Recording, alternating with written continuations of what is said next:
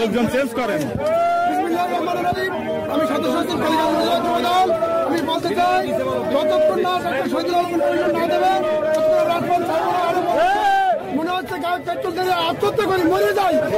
শহীদুল আলম ভাই আমরা একটু ভালো লোক মানুষের জন্য যা করেছে যে বলে ভালো শেষ করা যাবে না। আমরা একজন নেতাকে যদি আমরা হারাই তা মনে আমরা চলে পড়ে মনে মরে যাই আত্মহত্যা করি। এর বেশি কিছু বলতে পারি আমাদের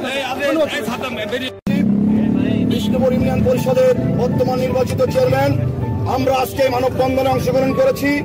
বিএনপির উপজেলা নেতৃবৃন্দ, সকল অঙ্গ সংগঠনের সভাপতি সেক্রেটারি সহ সকল নেতৃবৃন্দ এবং হাজার হাজার এই কালীগঞ্জের অধিবাসীবৃন্দ, আমাদের দাবি একটাই, যিনি মনোনীত করে কেন্দ্রীয় বিএনপি ঘোষণা দিয়েছেন জনবিচ্ছিন্নতা জালাউদ্দিনের মনোনয়ন বাতিল করতে হবে।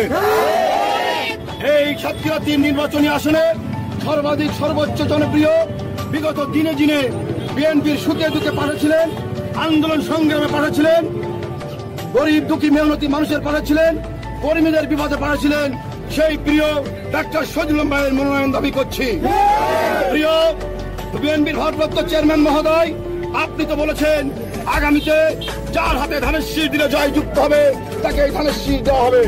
আমরা দাবি করতে চাই আপনার কাছে করজোড়ে অবশ্যই আগামী দিনে এই সাতক্ষীরা 3 আসনে ধানের শীষকে জয় যুক্ত করতে হলে অবশ্যই ডাক্তার শহীদুল আলমকে মনোনয়ন দিতে হবে। আর যদি যতক্ষণ পর্যন্ত ডাক্তার শহীদুল আলমের মনোনয়ন নিশ্চিত না হবে ততক্ষণ আমরা এই রাজপথ ছেড়ে আমরা বাড়ি ফিরে যাব না। আমরা জীবন বাজি রেখেও আমরা ডাক্তার শহীদুল আলমের মনোনয়ন নিশ্চিত করব, কারণ ডাক্তার শহীদুল আলম মনোনয়ন না পেলে এই আসনে ধানের শীষ জয়যুক্ত হবে না।